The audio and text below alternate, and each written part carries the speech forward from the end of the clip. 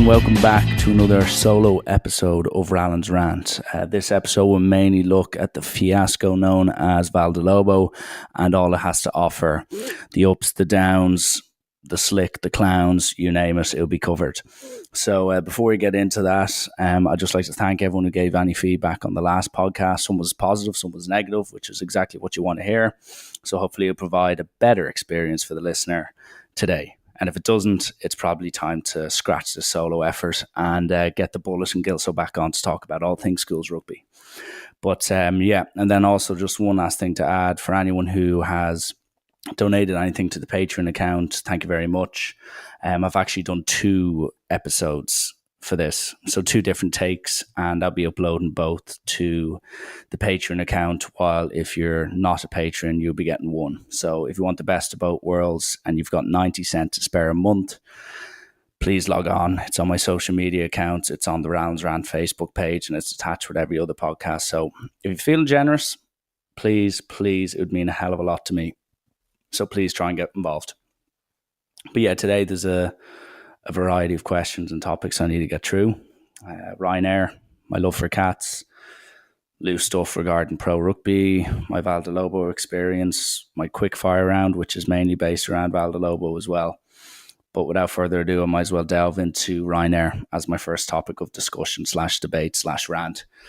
But to talk briefly on the topic, Ryanair, you get what you pay for basically, which is essentially a pirate ship with wings.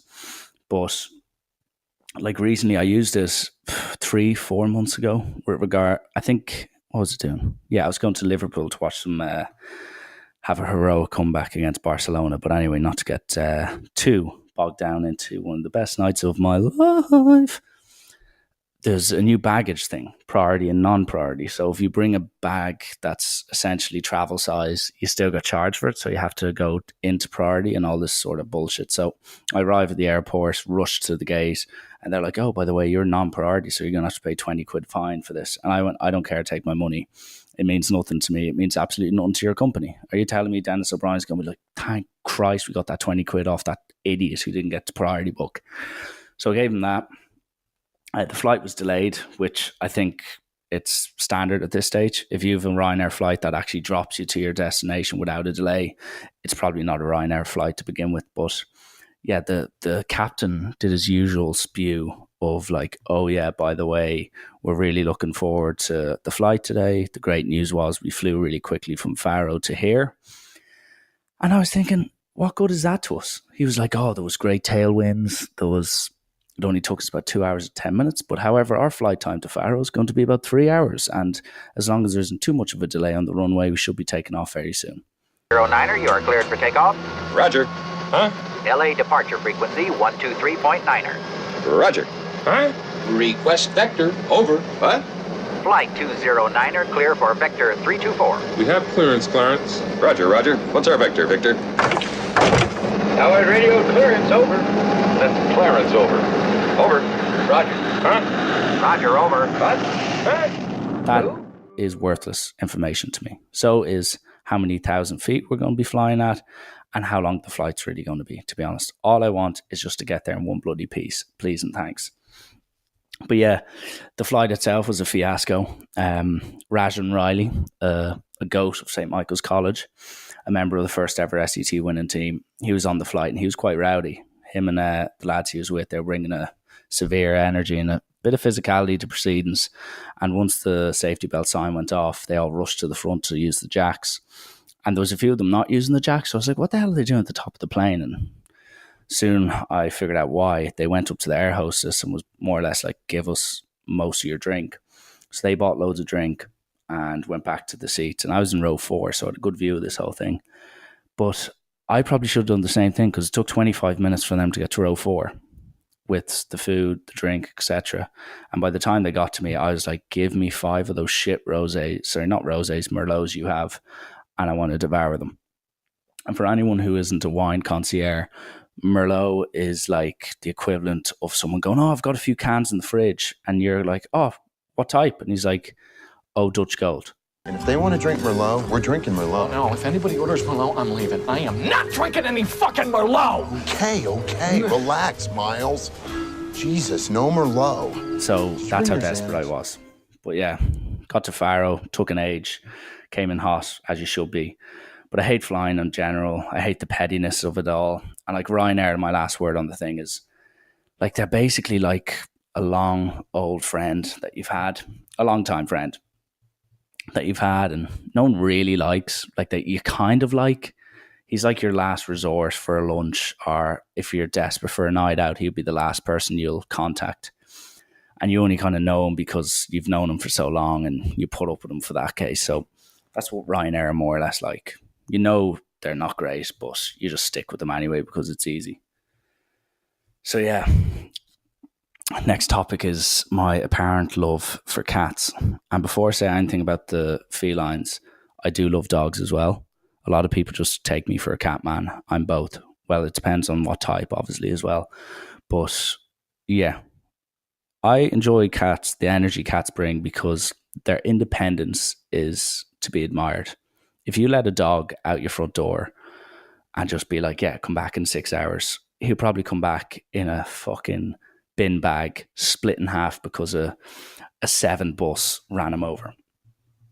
Well, if you do that with a cat, they are more or less going to do their own thing, sit in a wall for 2 hours, go moving around in bushes and maybe go under a car for a while. And they'll come back and be like, meow, meow, meow, give me some whiskers, please. And you'll be like, yeah, grand. And that's what I mean. They have a complete lack of respect for their owners. So like dogs, you can be like, sit, bold boy, sit, stay, paw.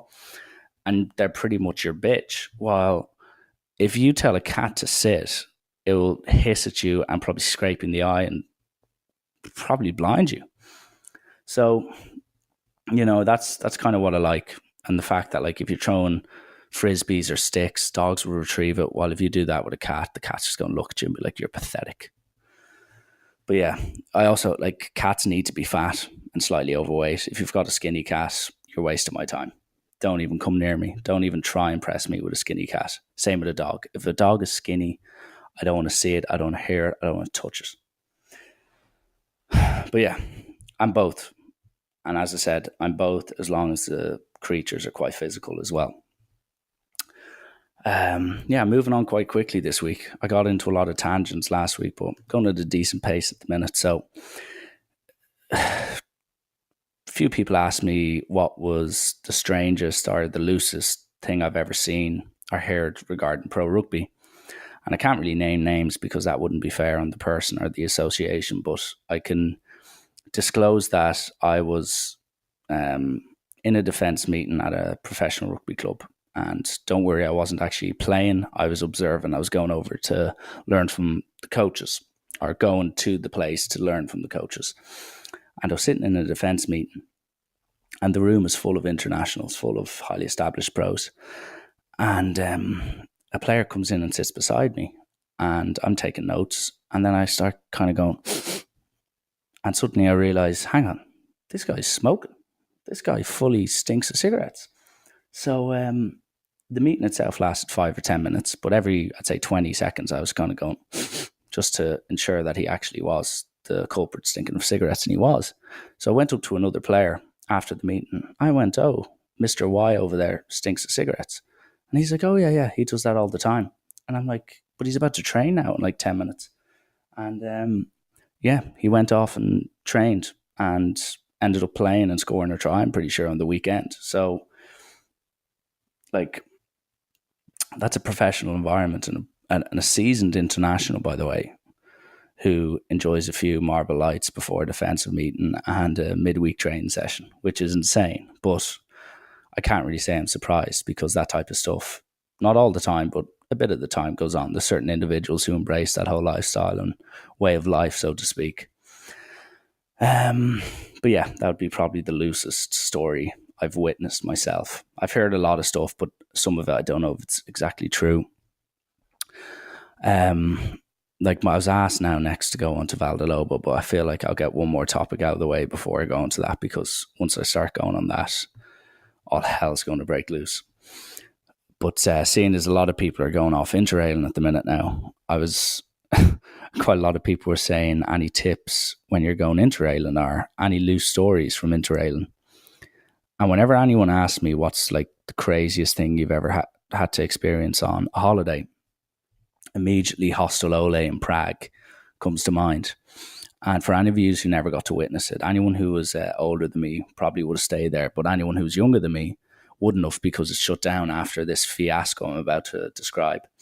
So Hostel Ole, it's in Prague, and Interrailen, it's pretty much the whole of Dublin, all the male schools, all the female schools. They go on a big tour of Europe and just basically get pissed every night. But Prague, really cheap. And this place, Hostel Ole, it's a school during the year. And then for June, July, and August, it turns into a hostel. So it's like a 4-story hostel, loads of dorms. And in this case, pretty much the whole of Dublin took over. Rock, Michaels, Clongowes, Belvo, Mananville, Alexandra College, Parisians, etc. All scattered all over the place.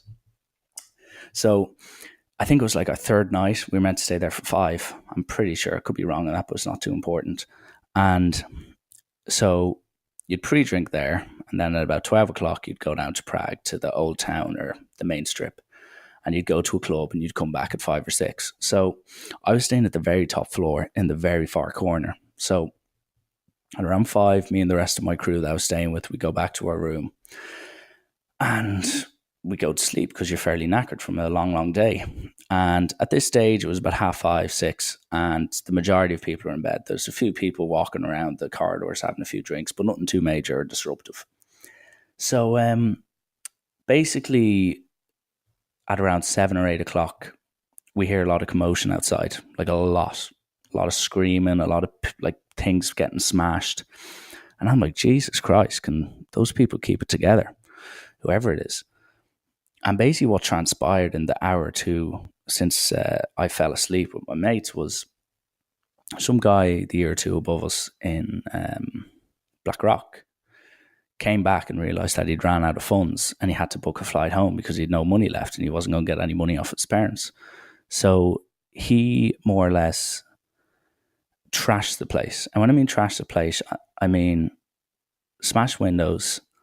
He got fire extinguishers, set them off. He pushed the emergency button for the fire alarm. Flower pots were smashed. There was glass all over the floor. Like if you're saying head's gone, it's this guy right now. So like definition of head's gone, Lad Bible or wherever you're going to find it, head's gone is this guy. And an example would be Hostel Ole, 2014 or 15 or whatever it was. So yeah, he trashes the place. And obviously the fire alarm goes off. So I had no idea this was taking place. Neither did, I'd say, 98% of the people there. So as I said, there's a bang on the door, a lot of commotion going on. So I was like, piss off. And the other few people in my room were like, get lost, we're trying to sleep. So then there's another bang, like a, and I'm like, lads, like, can someone get to the door? So one of my mates goes to the door and just locks us. So all we hear then is the volume increasing. All you hear in the background is like, so I was like, it sounds like someone's been shot. So I'd say another minute passes, and then all we hear is another on the door. And I was like, here, mate, stop kicking down our fucking door. I thought it was Mark O'Keefe. I actually did. I was like, Mark, piss off, we're trying to sleep, because he'd be the type of guy to annoy you. And starts kicking the door again. And I kind of get out of my bed, just have my boxers on. I was honestly looking like a dropped pasta dish, but still, I brought power to proceedings. So I was like, hey, shut up. And then this is where it gets slightly terrifying. So behind the banging, and at this stage you can see the hinges kind of like little sediments of wood like being snapped off due to the power of the kick. All I hear is, and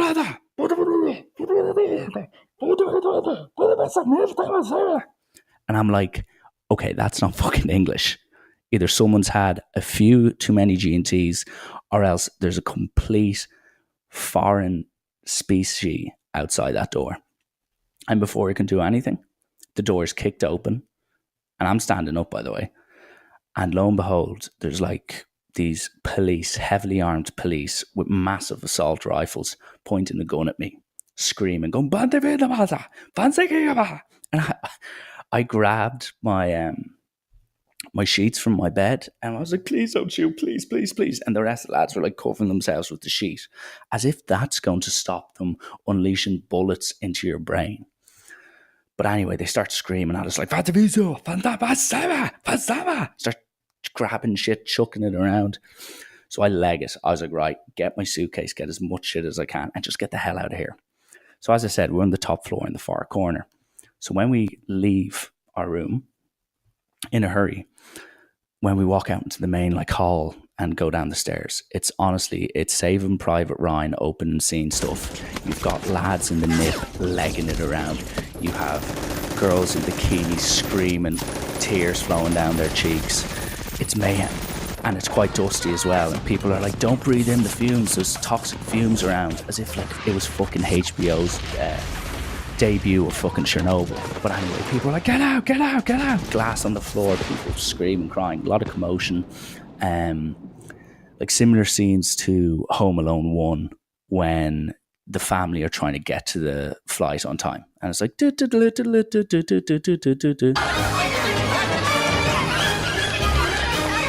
so I'll play that soundbite when I edit this, but you'll get my drift. So everyone's just panicking out. They're like, get out while you can, leave no man behind, blah blah blah. Grenades going off, gunshots. Well, not grenades and gunshots, but it felt like so. So I get out onto the main street. It's just like a complete just collage of shit. People spill out into the streets. There's riot vans everywhere. There's lads getting arrested. There's people crying. There's people outside the local, I think it was either a Tesco or a Spar. And one guy essentially was begging to the local Prague faithful for some money because he had no money to get to another hostel. So that was insane. And what made it all the more hilarious was the group I was actually staying with at the time, who I was traveling throughout Europe with. I stayed with someone different in Hostel Ole because we were overbooked, but the 4 or 5 lads I was with, including the infamous Conor Duffy, slept through the whole event. So the place the next morning was completely cleaned out. Like everything was gone. There was just clothes, regret, and the smell of sweat and feces, like drenched and just still lurking throughout the whole place. But there was no one there. It was a ghost town, apart from Conor Duffy and the boys, who slept through assault rifles, people screaming, people crying, which I found to be absolutely hilarious, to be fair. But yeah, that's always the one I go back to. If anyone wants to know where Hostel Ole is, I think it actually still stands to this day. So if you go to Prague, I can give you directions to where it actually is, and you can take a picture and maybe send it on. So yeah, what else is there? Thoughts on a united Ireland? What a politically stupid question this is. Well, it's not stupid, but it's stupid to ask me such a political question. But yeah, I was reading about a week ago that the majority back United Ireland, but to be honest, I still also see the side of the people who don't back it and are like, it's a stupid idea. Because of my limited knowledge on the whole thing. And to be fair, I did a few stupid essays in my college degree on it. Like there's going to be economical upsides and a lot of downsides to it if it actually becomes a united country. In the long run, obviously it's going to be good, but the immediate setbacks will be felt by some people. And I think that's one of the things that needs to be overcome. And then also the incredible history within the two countries. Like a lot of shit went down. And a lot of families, a lot of communities were really destroyed. And that also needs to be remembered. Some people don't care about that anymore, but there's a lot of people that still do. And I think with the current plans and with Brexit going on, like, I do generally think the plans in place for a potential united Ireland aren't exactly where they need to be. Like, as I don't think enough focus is being towards keeping the peace, because there has been little to no drama. Yes, there's been a few hiccups in the last few years, but like, who's to say if it's a united Ireland, there's going to be a lot of unhappy people and a lot of unhappy groups and communities, and the last thing we want is violence or anything to come of it. So I think if we can find a medium ground where economically long term it will suit both places, and also if violence isn't caused by it, go for it. But I think whether people like it or not, down the road, whether it's going to be in a year, 5 years, 50 years, we'll see United Ireland. I'm pretty sure of that anyway. But yeah, I need a sip. I'm actually getting hoarse here. But yeah, onto my main event now. 19 minutes, 45 seconds. That's a good going.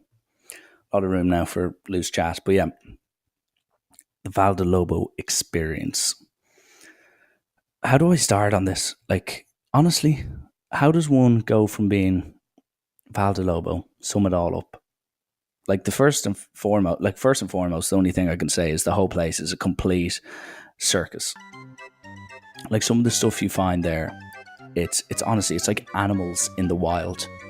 So, like, you know the way people go to Africa and go on these safari tours? You see tigers wrestling elephants and all this stuff. There should be a safari tour of Julia's on a Sunday morning / afternoon, because some of the stuff you see there, like, it's primal. It's honestly primal. It's survival of the fittest. It's dangerous. It's pure barbaric behavior at its finest, though. Because, like, you've got some of the best and most prestigious cowboys of the Celtic Tiger floating around near the bar. Then, like, maybe slightly on the hill, you have Irish internationals who've played rugby for their country. Then maybe a bit up, you might have someone like myself or the Bull of Coughlin, who are, you know, past it has-beens, but SET legends in their own right. And then you've got all the remainders, 14-year-olds to 30-year-olds to 70-year-olds. Well, 70 maybe not, but like 60 maybe. But like, the whole vibe of Portugal is essentially like if Crystal didn't have any age restrictions. So like a 10-year-old can rock up to Harcourt Street and just go to Crystal on a Saturday night. If there was no age restrictions, all the people you'd find in that Crystal are what you find in the Praca and at Julia's. It's the future generation, it's the current generation, and it's the past generation. All in the same place at the same time with the same, like, barbaric mind state, or mindset, I should say.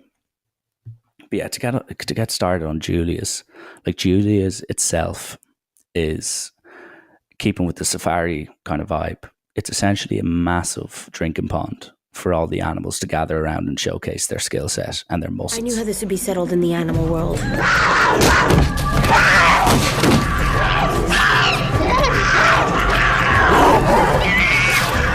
And, like, I mean muscles as in, like, John Burke patrolling the place, being like, "You fucking cocksucker, Rallen, buy me a fucking mojito, you fucking cocksucker."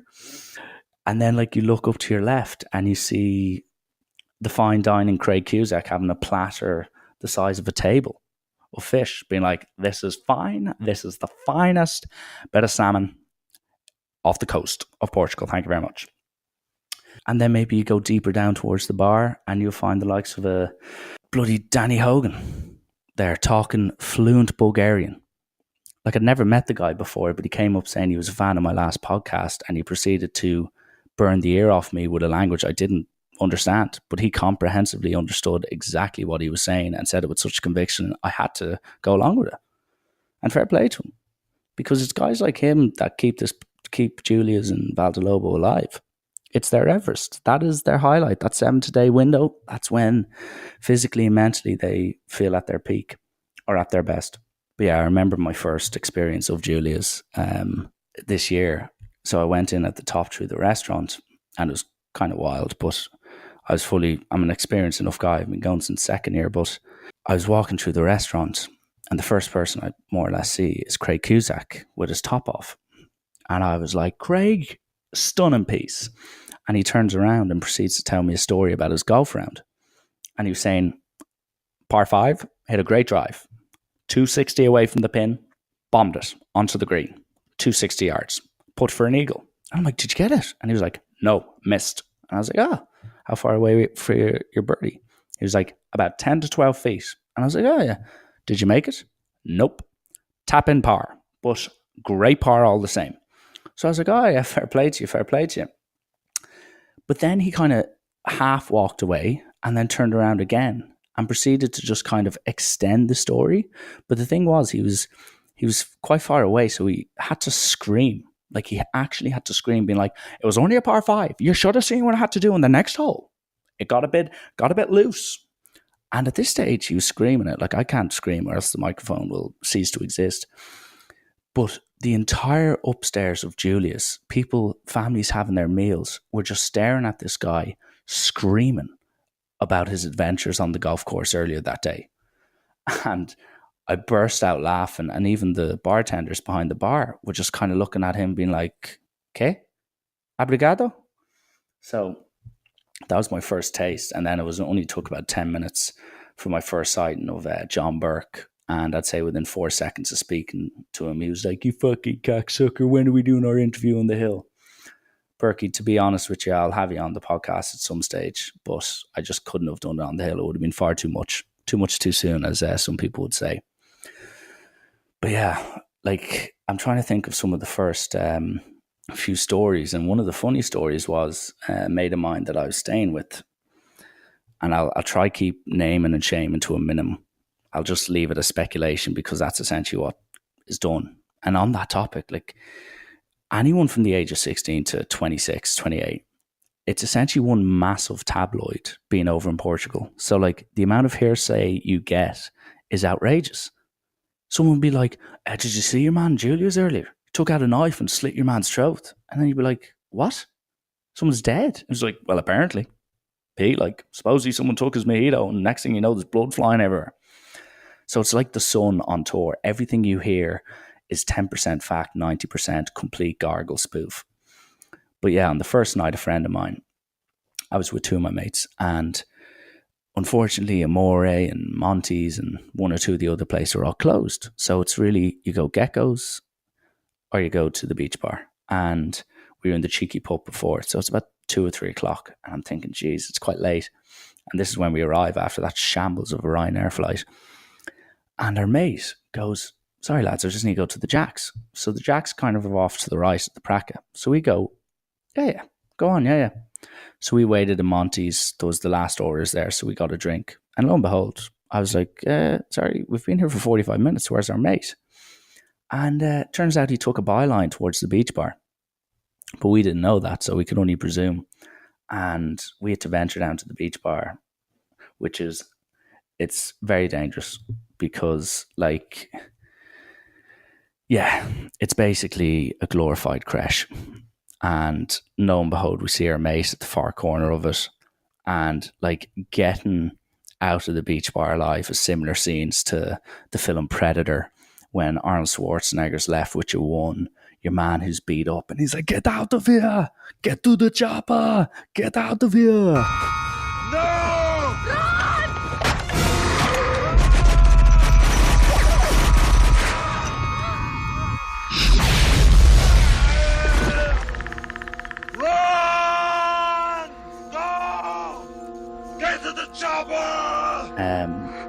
So we had to escape from the beach bar after about 40 minutes of being there, and having a Blue Lagoon spat on me by Dave Moran was definitely one of the highlights of my time there. Not.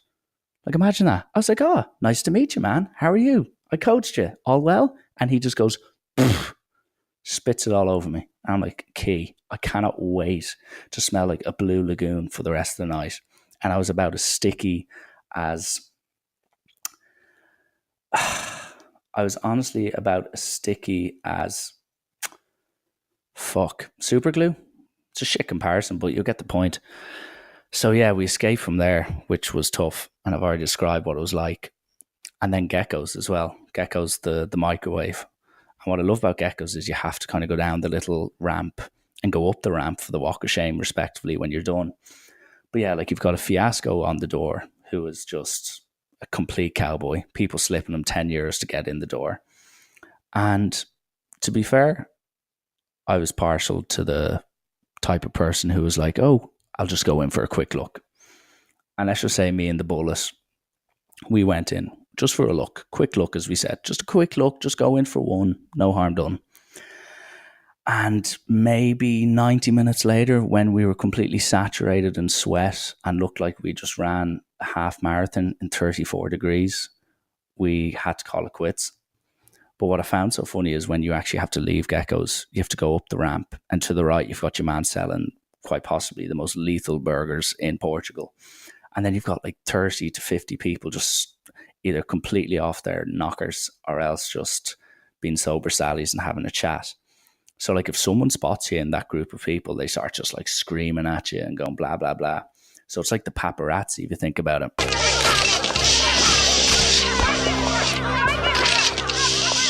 What kind of gun did you use? He's an accomplice. You plead insanity.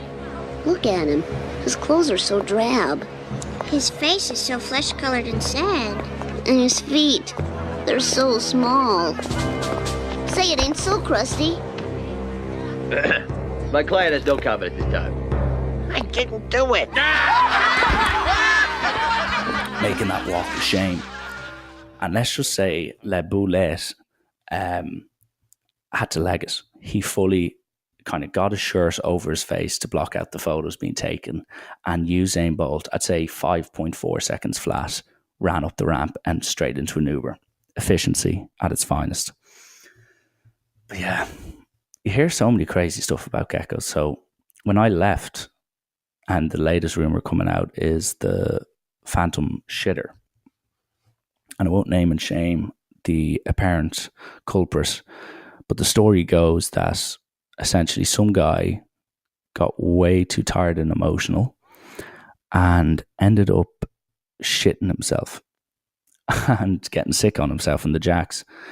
And he comes out, starts doing, those typical D4 terrible dance moves to shit Usher and Tiesto music. And lo and behold, people were kind of like, it fully smells like the bottom of a birdcage in here. And this man was spotted with shit, or to be politically correct, feces all over his legs, all over his shorts. And he had to be swept out with the security. So like, imagine that. It's similar scenes to Billy Vanapola being snuck out the back entrance of Crystal, where he shot himself and your man has a towel over like his private parts. That's what it must have been like, except on a much more global scale. Because as I said, the tabloids in Portugal are much more devastating and vicious than the tabloids you find at 5 o'clock on the Harcourt Street. But if that's true, God, Mr. X, so the phantom shitter, some people claim they know who you are. You might need to come on this and set the record straight, so to speak. But yeah, like geckos, it's last resort, because you come out and you're sweatier than a dyslexic on countdown. Like, it's lethal in there. But yeah, like that, like a lot of people, as I said, like Julia's itself, the whole thing's a circus. You've got the banana boats in the background because it is completely bananas as a whole, that place. You then have the Praca, which is segregated into the beach bar, which is basically a creche where lads' voice haven't even broken and they think Dave and Ricardo were the best men of all time. Then you've got Amore, which is kind of the halfway house. You've got Monty's, which is basically Hugh Hefner and Chris Kamara town. And then Gecko's is pretty much the black hole. And then the taxi ranks, good night, Irene. So, yeah, like one of the things I got asked was, what is the difference as a 24-year-old going compared to a 16-year-old? Put it this way. When you were 24, you don't wake up hungover and play golf. When you were 16, you do wake up and play golf because you don't get hangovers. You can have as many fucked up as you want. You can have as many Blue Lagoons, all those crazy shit you get in the beach bar or Amore, and you wake up feeling like a 10-year-old ready to play Qzar and Leisureplex. But yeah, when you get to your mid-20s, you're just not arsed doing stuff. Anything that just takes effort, you're like, I don't think I'm arsed doing that, to be honest. Like, you're not attracted to going to the Praca. You prefer keeping it tame enough apart from Julia's and maybe when you go to the cheeky pub. Because, as I said, Julia's on a Saturday, Sunday is your Everest. You get there at 12 and don't leave till 12. And you're talking incomprehensible crap by the end of it. But like, if you're 16, the idea of drinking it's literally the best thing you'll ever experience in your life. The beach bar is essentially like 26-year-olds going over there on a party to Las Vegas. And then also you have the fact that you're still in school and you've got the rock boys, and I'm speaking from a Michael's perspective here. You've got the rock lads, you've got some Clongles lads, you've a big mixture. Like, there's still, as I said, you've got that primal kind of fear amongst yourselves that you want to be the heavyweights of the schoolboy community there. So it's a chance to lay down markers before pre-season. So, people use the dance floor and geckos to get a bit physical, maybe in the beach bar, showcase off a little bit of the triceps/biceps. Like, it's primal. It's fully primal down there. And as I said, like, it's just the fact that you can actually go out. Number one, it's legal to drink, I think, if you're 16 over there. And then also it's a circus. It's a complete circus. You see the who's who of Dublin. But yeah, like, a lot changes in 6 to 8 years. So like 8 years ago, I went to the beach bar religiously. I saw Dave and Ricardo, the two bartenders behind there. I was like, these lads have the best life ever. They absolutely love themselves. They love their jobs. They're so happy. And when I went down there for like 45 minutes this year, I saw two men who essentially have aged pretty poorly. Two men that probably were like, you know what? I'm getting pretty fucking fed up with making these stupid blue lagoons, having some idiot 16-year-old looking like a fucking idiot come up to me and was like, oh, Dave, oh, do me a solid there, make me a fucked up in two blue lagoons there. There's 30 quid, keep the change. And I say, Dave's just like, we have families at this stage. I don't want to be getting screamed at by a bunch of 17-year-olds and being told I'm a slick bastard and getting tips that I just don't really deserve. All I did is put 7-Up, some Powerade and a bit of ice into a drink, and you think it's key. But yeah, when I saw them, my perspective completely changed. It's a bit like the zoo and Leisureplex. When you're a 6-year-old and you're doing the free fall thing, the massive slide at the back, you think, Jesus Christ, this is like 30 meters, and you're too afraid to slide down it into the massive thing of balls. And then when you go back 6, 7, 8 years later and look into the zoo, you're like, oh, good time. And then you suddenly see the slide and you're like, that's fully like 5 meters. I could climb up it. So that's how your perspective changes of also Dave and Ricardo. You go, these lads living the dream, enjoying themselves. And then when you go back 8 years later, you're like, fuck, these lads are literally there being like, this is dark, fuck my life. A bit like that cleaner in Superbad when McLovin drops his, what does he do? He drops the beer and he's like, oh, you should really clean that up. Is there a problem here, sir? No. No problem whatsoever. Sir, did you do this on the floor? No. And you should really clean this up. Someone could really hurt themselves. Fuck my life. But yeah, it's from a story perspective, there was meant to be like a absolute brawl at Julia's one of the days, which I missed because I went up to Damien Torsney, who I was staying with, and I told him that the meal I had the previous night was shit. And him being Damien Torsney, he threw half his rosé all over me. So I was bloodstained, so to speak. But yeah, I had to leave, and supposedly 5 minutes after, there was a complete commotion and a bit of fights, a few fists flying. But that's to be expected. As I said, it's the pond. It's a drinking pond. And people, the lions, the zebras, the rhinos, they're going to get a bit rowdy for territory. So I'm all for that. If people want to get physical, so be it. All I'm saying is they're lucky the most physical man in the place wasn't there at that time. But yeah, anyone has any information on that, send it on, please, because I'm intrigued to see what happened, who started what, was any bottles thrown, was there assault rifles involved, etc. But yeah, some of the stories you find or you hear over there are quite gas. And one that I experienced with a certain mate of mine is quite funny. So Mr. X, will call him for this so he doesn't lose his job. But Mr. X, anyway, we went out. I had to go home at a respectable hour. And I woke up the next morning. The guy I was staying with wasn't there because he was getting busy. So I slept on my own. I found your man who was getting busy. And he was like, oh, and I asked him, I was like, geez, I wonder what Mr. X got up to last night. And he was like, oh, Mr. X, he's in the spare bedroom. I'm like, what are you talking about? Because Mr. X he stays with his own bunch of people over there. And I was like, what's Mr. X doing here? And he was like, well, just go in and see. So I thought my mate was lying. So I was like, no, I'm not opening this. This could be your parents in here. It could be a complete stranger. I'm not going to open this door. So then my mate pretty much puts hands on heart and goes, listen, I shit you not. Mr. X is in there. So I open up to see Mr. X with his top off, snoring his face off. And I burst out laughing. I actually had tears in my eyes. It was that funny. So I was like, how did this guy end up here?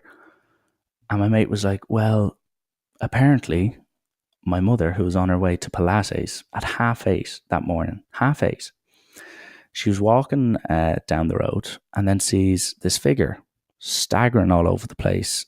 Remember, it's about 8:30, 9 at this stage, so it's like 23, 24 degrees, roasting hot. And this guy's staggering around, talking in like he's incoherent. And the mother goes, "Oh, Mr. X, what do you do? Where are you going?" And then Mr. X is like, "I'm going to your house. I'm going to your house." So the mom has to call her husband to collect Mr. X. Mr. X gets into the husband's car, gets out of the car upon arrival at the house, staggers into the spare bedroom, face first onto the covers, doesn't even get into the bed, just flies and flops onto the bed. And when I wake him up the next morning, I'm like, "Here, Mr. X, get up, get up." He kind of suddenly jumped and took a swing at me and then demanded I got him a UCAL.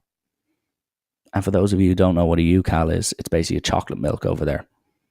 And to say Mr. X enjoyed that UCAL is an understatement.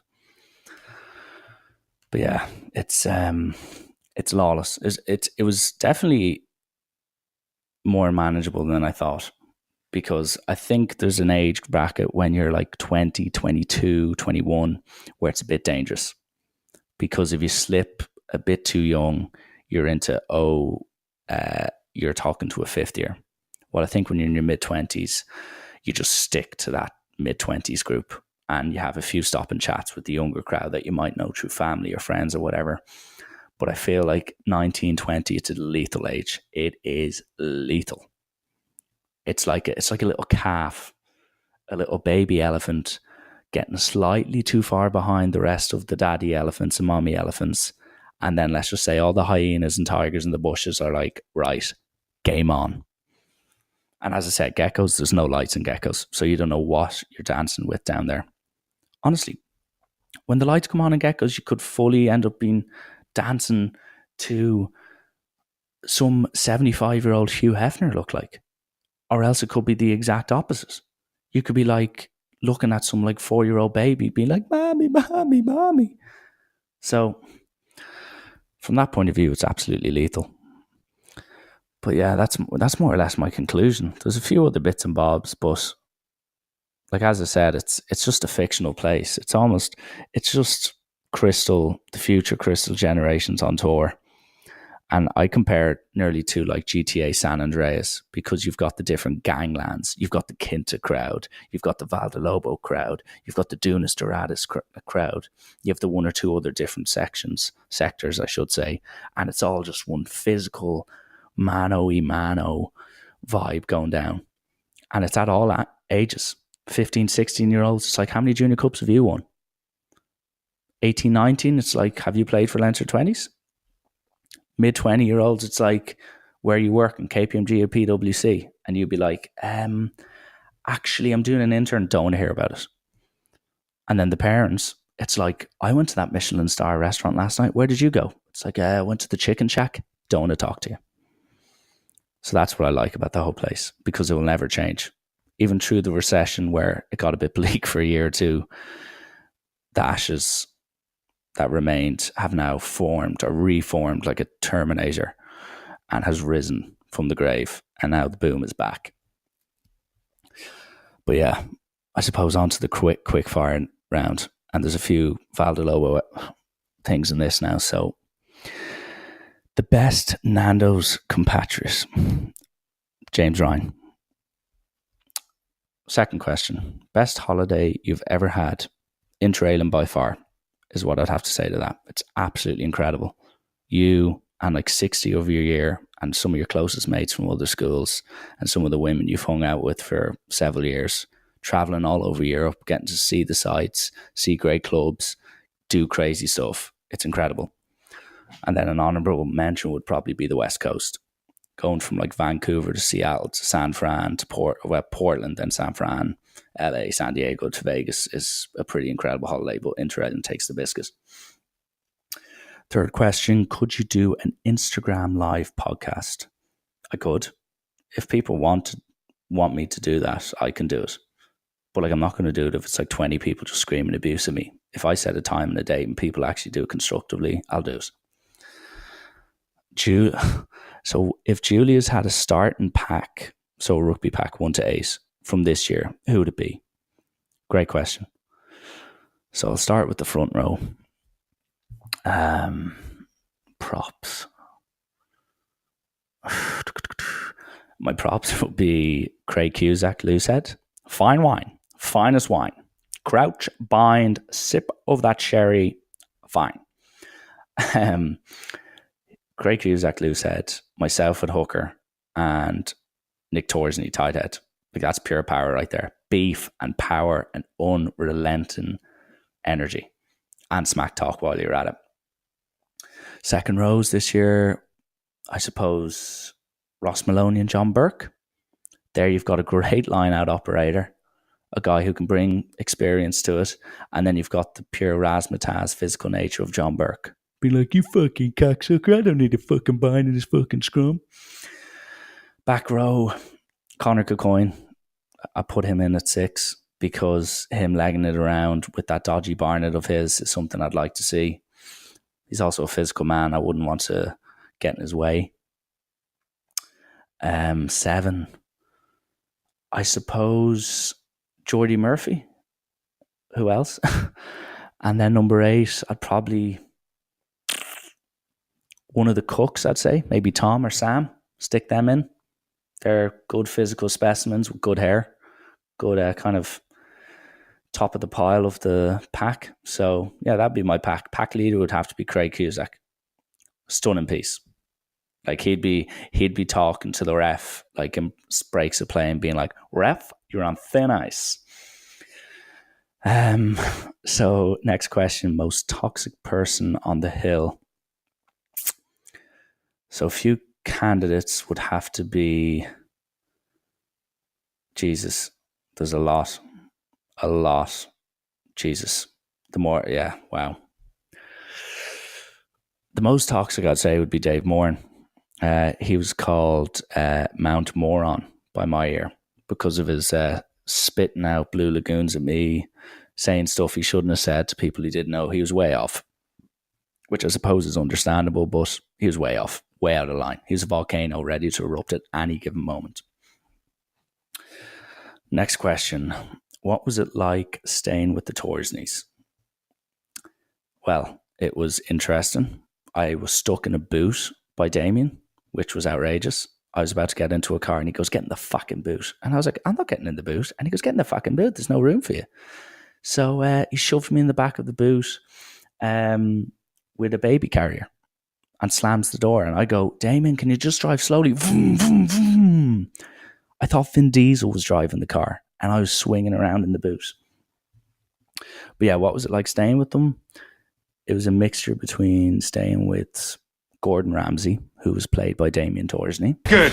Now just shut the fuck up! Do you eat that? No, chef. Hey, you can be pissed off. You get every fucking right to be pissed off. You know that? As he eats wear a lot. And he's just quite a intimidating father. He'd be supported by the Kardashians, aka all the women in the house, with their rosés and their gossip talk and all this. And then I'd suppose Nick Torsney would be a bit of a Jack Osborne type guy, this laid back guy with long hair, and enjoying a few pints. So yeah, Gordon Ramsay, the Kardashians, and Jack Osborne. Second last question: top 5 goats on Julia's Hill. Bullock Coughlin. I enjoy his energy. I enjoy the fact that he always is outside Gecko's going, "I'm just going for a quick look, lads." And he also labels the place a fiasco every 5 minutes, which is completely fair and accurate. Number 2 would have to be Craig Cusack, stunning piece. I'm going to include the Cook family as a whole, because they're an institution at this stage. They're quite a physical family in their presence, even their father and the rest of them as well. They're quite have a strong hold at Julia's. The Torsneys, for their just pure manic aggression at time. And lastly, myself, because I've been going for quite a while. I had a quick sabbatical, a bit of a Dan Carter sabbatical. I took a few years off, rest the batteries, but now I'm back. And to be fair, the place, it's better than ever because of my return. The energy, the physicality, and the power I brought to Julia's and beyond it's unmatched and unrivaled. And last question, sum Portugal up in 3 words. An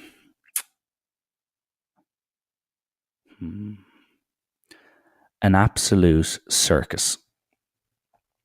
So yeah, I rest my case. That's that. So that pretty much concludes this second ever episode of Rallen's Rant. Let me know what you think.